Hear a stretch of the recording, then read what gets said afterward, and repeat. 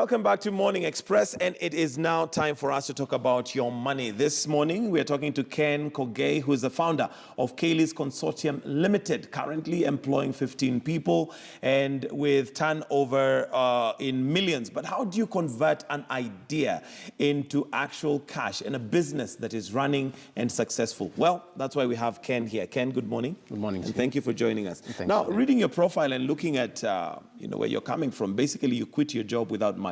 Tell me a little bit about that. Well, from where we started, what we did, we engage in safety and health consultancy services. Before I come to that, I want to understand you are working, you are employed. Yes. What made you decide to leave your employment? I decided to leave because the numerous ideas that I had, and of course the mode of implementation, is something that I could do on on my own will and on my own the push that I had. It's hard giving ideas to somebody and that person implementing the ideas like you'd want them to be. So whenever somebody wants something to be done, it's good for you to do it on your own. Yeah, so that's why I really quit, to implement most of the things that I had, the ideas that I had. The kind of work that we do is majorly because of the passion that I have for the job.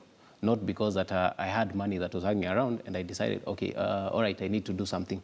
It is something that I like doing. Now, many people probably have very good ideas, or they think they're good ideas.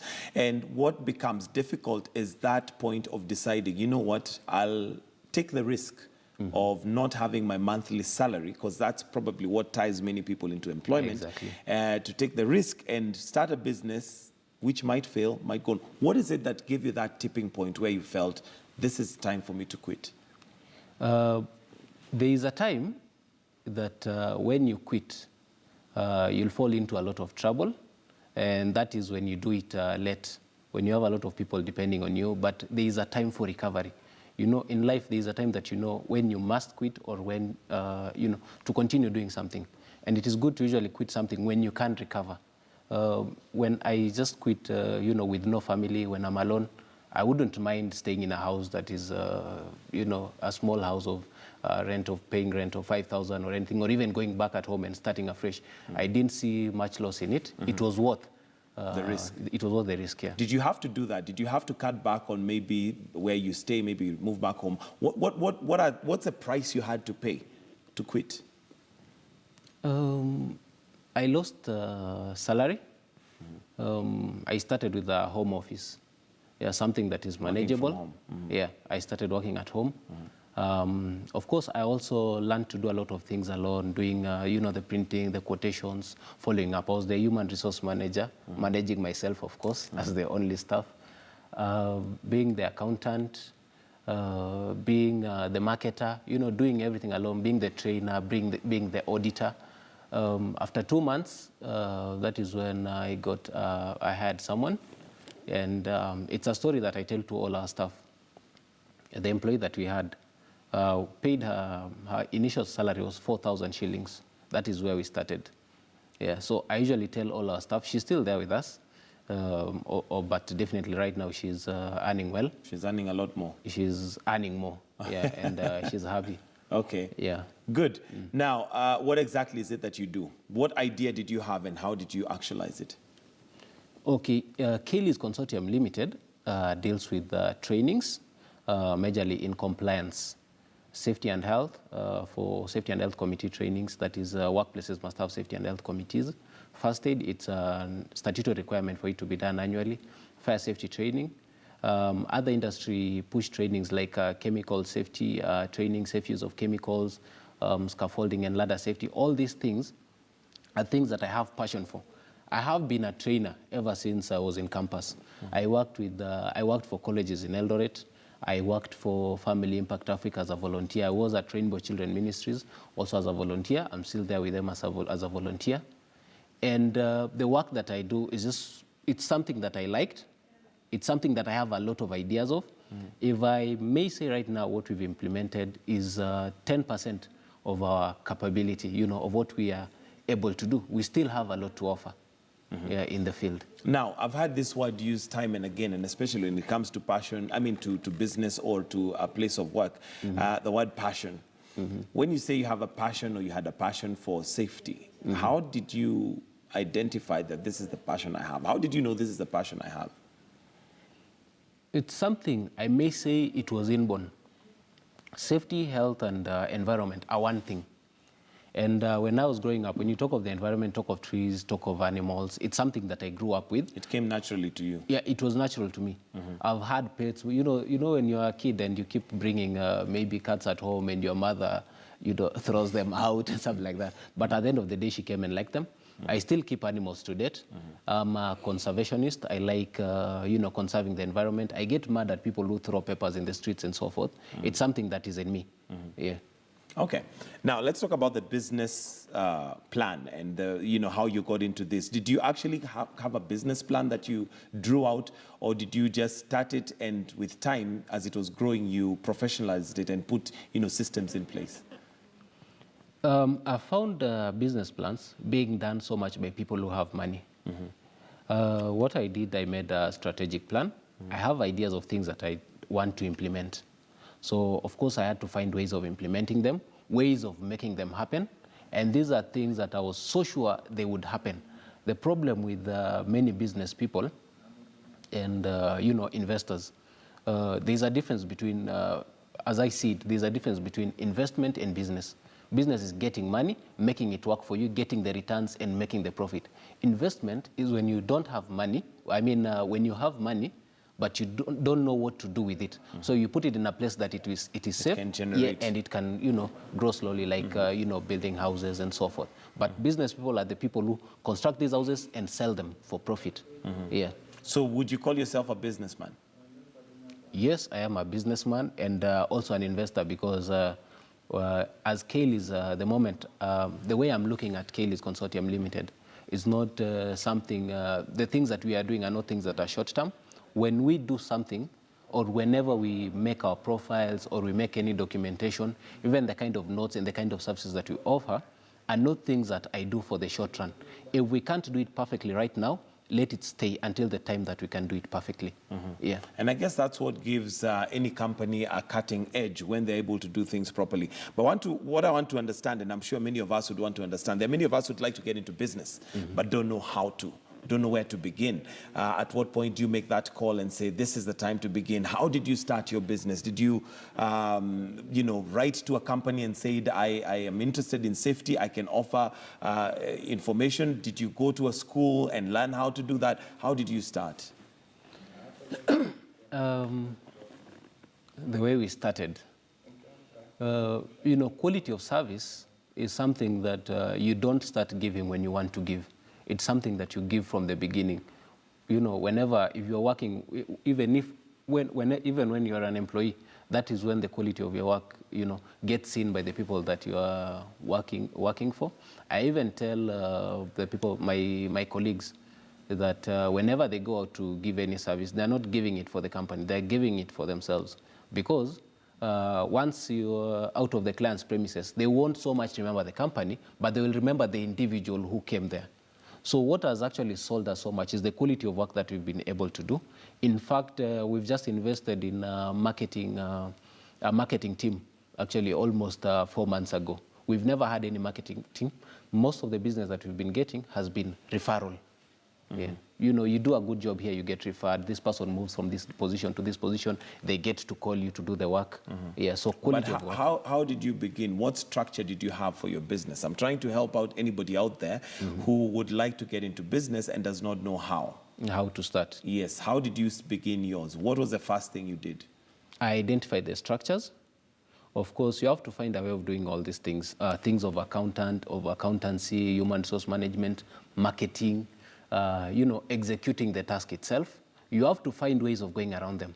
These things have to be done, and it's always good to start right, even with KRA and all those regulatory bodies. It is good to start right, and you have to find a way of doing it. I used to work in Mombasa, and when the company used to run, sometimes I'd have a job in Naivasha, and I'd have to attend to that work. So I'd take a 1 day off, and somebody would think 1 day off is not enough for you to execute something, across between Mombasa and Naivasha. So I would take an evening bus travel. My place in Kitengela, I change in the morning. That means the bus arrives at 5. By 6, I'm out of Nairobi. I'm in Naivasha. I do the job. I come back. I take a night bus. I'm back to Nairobi, to Mombasa. Yeah. Wow, and you had to do that yourself? Yeah. Okay. Let's talk about maybe some of the mistakes that you possibly made as you were starting. What are some of the common mistakes that people make when they're starting a business? Common mistakes. A lot of people I don't believe there are a lot of, there's something that we call mistakes in life because they are all lessons. I never regret I've put money in the wrong places. That one I can attest. I've done that. And these are not mistakes to me, they are lessons. You know, once you've done something, even if it's lending a friend like 50,000 and they don't, return it to you, it is good, let them stay with that money because they won't come and borrow you a million shillings later and disappear with it. Yeah. So you look at it as lessons as opposed to mistakes? Exactly. Okay, what lessons did you have to go through that possibly you'd advise somebody should not go through or would be something to look out for as you're starting up a business? I'd tell people to probably seek advice from people who've done it. Look at models that are like the business that you want to, to begin. A lot of people invest in ideas that they've seen that someone else has done and it has become successful. In Kiswahili, they say kulalia, what do they say? Bahati ya mwenzio usilalie mlango wazi. Yes, true. Sorry about that. Sorry, carry on. Yeah. So, there are people, that's the kind of thing I'm saying. When people invest in things that they've seen that other people have done successfully, it's, it's not going to be so much good for them. But the good thing is to look at the model, identify gaps within the model, look at what you can offer, something that is more than what that person offers. That is why you found the other companies that have come and invested in places where they have been veterans and have performed better than them. Yeah. How does one identify what to work with? Because, like you mentioned, it's not because somebody else has done something and it's successful that yours will be successful. Yes. And one I like to quote in that regard is probably the quail business, which literally people went crazy about just because there were quail eggs being sold and quail whatever's. Then at some point, the market definitely slumped. How do you identify a market that you can get into and do well? For instance, you identified safety. Yes. And that, of course, is a very unique, I think, a unique area. I'm not sure there are many people investing in that. But how do you identify which area to go into? Well, I'll go back to Robert Kiyosaki's book of Rich Dad, Poor Dad. Rich Dad, Poor Dad. Yeah. And I always tell people to go and read it. Robert Kiyosaki tells people to, do not work for money. Work for experience. If you're interested in a field, go work there. Do not even mind the amount of money that they are paying. I'll clearly tell you, I used to be a volunteer. I worked for free for almost 2 years. I used to earn about 15,000 shillings. But you see, the one thing that you cannot pay for is experience. Go, engage yourself in that field, learn, ask a lot of questions, be involved in the many aspects in it, be it, the financial side, take the initiative, the personal initiative to learn, to get to know all these things. Yeah, at the end of the day, you can tell the gaps, you can tell where to improve, you can tell what to add. In fact, employees should perform better than their employers. When you say don't work for money, how do we change that narrative? Because we've kind of been brought up to know that the reason we're working, the reason actually many are bearing what they're doing is because you're going to get a salary at the end of the month. How do we change that narrative? Because that's, I think, a frame of mind. Well, it is a frame of mind. There is a video in YouTube that I recommend to people. It's called The Story of Our Enslavement. The story of our enslavement indicates that we work not because that we really want to work. We work because we get paid, because we earn something from it. But to be very honest, if we feared, losing income, we would be doing what, Christos is doing, traveling the world, living, whichever kind of life that you'd like. I'm sure even if somebody like you, if you're given an option right now, which country would you be in? Well, I'm very happy to be here. I'm very happy to be in Kenya, to be very honest, and I'm quite happy. But you'd like to travel, isn't it? Yeah, that's the kind of life that we we want. But that sounds like utopia. I mean, whoever, okay, maybe there are those who do that, but I'm sure they probably paid a price at investing over a period of time. And that's a period of time I want us to focus on, where you have to follow your dream, follow your passion, but like you say, not necessarily for money. How do I understand that, yet I have grown up knowing that anytime I'm working to be paid? Well, when I say that you do not work for money, of course, you do not foolishly forget that you are also supposed to eat, and you've got bills to pay. Yeah, you also have rent to pay. You know, maybe take children to school and all that. Of course, you must ensure your sustainability. That is the most basic thing. Ensure your family eats. Ensure your children go to school. Ensure all your basics are met. I wouldn't advise somebody to push themselves beyond what they can sustain, but you break away when you can sustain. Okay. Yeah. Another area you'll find many people have a challenge is raising capital, depending on what you want to start. What would your advice be? We have bank loans, we have SACCO loans, we have friends. Which way is the best to go in terms of raising capital? That's a very good question. And I usually, on the issues of capital, there are people who save money and then start business. Or they save money and wait for the right time to start business or start investing. There is no right time. There is no right time to start business. The time is now. If you have anything small, start with it. Even if it is, I tell people, I sold, I've never told a lot of people, but I even sold these, we call them skaringuru. I don't know what's its name in English. Well, I know it as skaringuru. I'm not sure it has, I'm not sure what the English name is. Yeah, just use the little money you have, invest in it. I sold bananas, I kept goats, I kept chicken. You know, do whatever you can, you know, to raise your capital. It's not a must for you to depend on banks for all this. So what I'm talking about is that there are two different models. There are people who save money to start business, and there are people who start business and raise their capital. Even at Kelly's right now, we are still raising our capital. We still have a lot of things to invest in. Of course, banks don't trust you when you don't have money. They will give you money when you show that you do not need it. They say you give money to those who have money. Yeah, you give money to those who have money. So it's good to be self-reliant. Just build your capital, be patient, and of course, growth will come. But going back to Kiyosaki, who you've quoted, Rich Dad, Poor Dad, one of the narratives he pushes is the fact that you cannot really break beyond a certain barrier unless you borrow. Do you agree with that?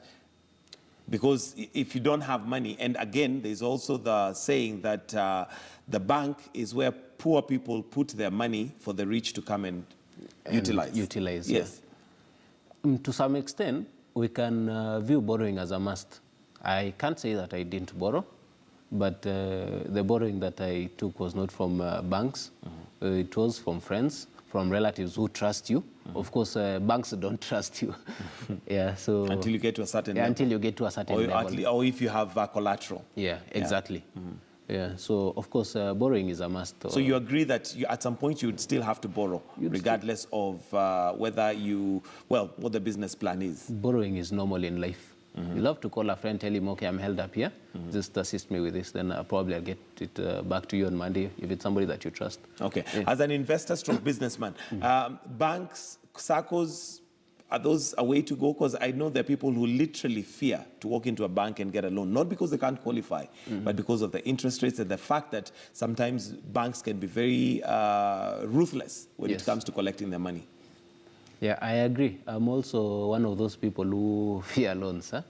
Yeah, and I've avoided taking loans so much. In fact, even during campus, I didn't want these loans from the Higher Education Loans Board. That's also part of the principle that I don't so much like free things. I'm not a person who is so much into, liking things that you've not worked for. So I believe in gaining from my own work. Yeah. Okay, so what would you say has been the secret for success for your company? For our company, majorly the quality of work that we've delivered. Quality of work, that is the main thing that I even tell my colleagues in the office. Make sure you deliver quality work. If the work is not done well, if a training is done and the client is not satisfied, we are going to redo that training for free and even give something, some other service extra on top for free without any charges. Yeah. And that, I guess, is an area that many would probably say we have a challenge in this country when it comes to quality. What do you think is the reason why people possibly take shortcuts?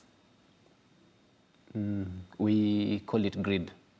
Yeah, today's society, you can see people are into get-rich quick schemes. That's why you get a lot of people getting conned, joining things that actually end up, like Pyramid the quails, schemes and all pyramid that. schemes and all that. Yeah, we have too much greed in ourselves.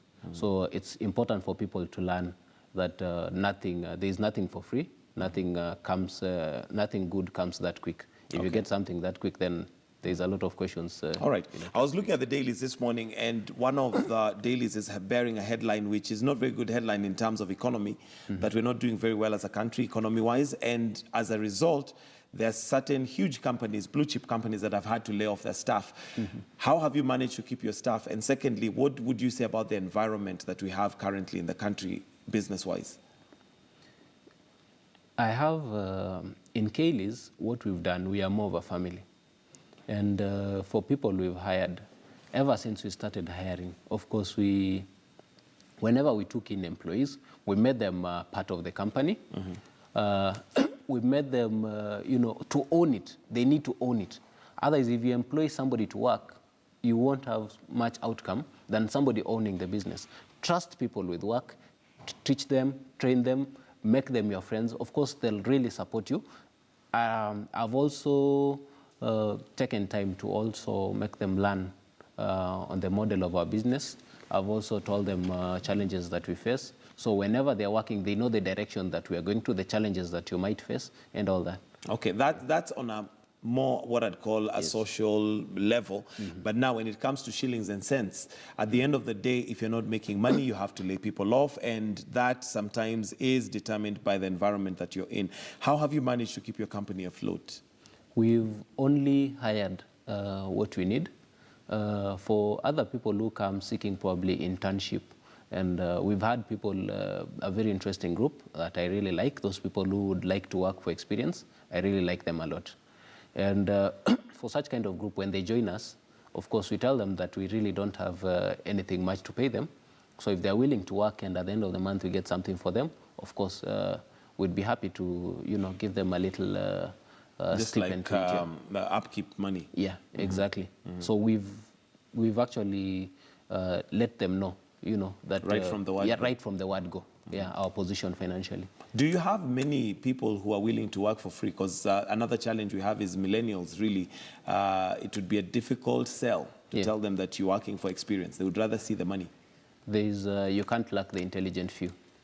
Okay, so that's what you work with. Exactly. All right, maybe your comments on the environment in the country, business-wise. Is this a good time to invest? Is this a good time to get into business? Yes, that is a discussion that I had with a friend of mine called Francis a while back.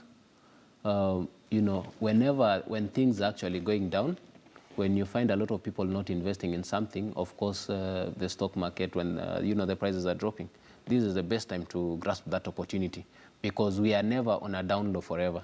Things will look up. When the prices of property drops, invest in it if you have money. That is the kind of opportunity that people should be looking for. When things are actually going down low, when you look at right now, it's not that we'd be rejoicing in the drought and all that, but you see the prices of cattle and goats and all that is going down in the dry parts of the country. So this is a time to go and buy them, come and feed them. It's the best time. Let's look at things from a different perspective now. As an employer, as a businessman who's running a businessman, you've employed 15 people. When you're looking for staff, what is it that you look for? We have so many people out there who are applying for jobs. They probably feel they qualify, but maybe they never clinch that job. As an employer, what is it that you look out for? I'm not a human resource manager, but from an investment point of view, of course, you have to find people who are eager to learn, people who are interested in the system, and people who have a background that favors the system. There are a lot of people who are looking for work just to earn income. And you see, once they're already in the system and they're already earning, they wouldn't care what the system generates. So it's quite very important to get people who have the passion for the job itself. How do you tell somebody has an interest in the system? And when you talk about the system, what system are you talking about? For ours in safety and health, and maybe it's also a leakage to future applicants for business.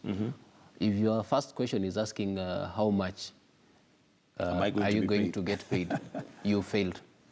Right from the word, Right from regardless of how qualified you are? Nope, you failed. Okay. Yeah. So what should the first question be if now I was coming to look for a job at your place? What is it that would make you think, okay, this guy is worth going for the second interview and a third one, and possibly he may get the job?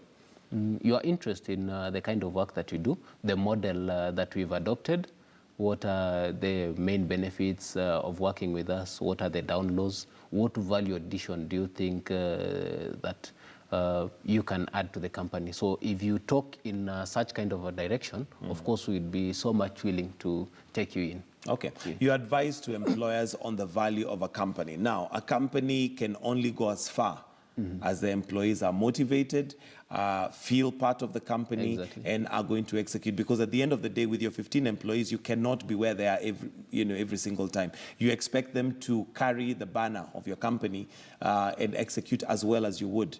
How do you keep them that charged? I work hand in hand with them. We go out for trainings with them. I do everything that they do. And if I find somebody's training, they can't do something, I step up to it. If we are all trained and there's a training that is going on, I go and do it. I go and assist them. Of course, you also have to recognize their efforts. There is a time that an employee gives more, of course, than you'd probably expect from them. Or they carry out a training alone for 2 days when somebody else is off. Or, they are from another assignment and the following day they are traveling out to for another assignment. Of course, you have to recognize their efforts and, reward them for it. Okay. Yeah. Well, as we wind up, maybe just your comments and your advice to anybody who's seeking out to start a business. What are the rule of thumb? What are some of the things that they must look out for? Now, the things to look out for. There are people who fear beginning a business. And the reason for their fear is the thing that we've already discussed. And I always tell everybody, if you want to do something, do it right now. Do not wait for the right time. Do not wait for the perfect time. Just start it right away. The time to do it is right now. It's right now. Right now. Okay. Yeah. All right. Thank you very much, Ken Kogei, who's the founder for Kaylee's Consortium Limited, for filling us in onto, how to start a business and some of those things to look out for. Thank you very much. Well, this is where we're going to wind up Morning Express this morning, and thank you very much for being with us. But do stay with us right here on KTN News. Coming up next is World View. Don't go away.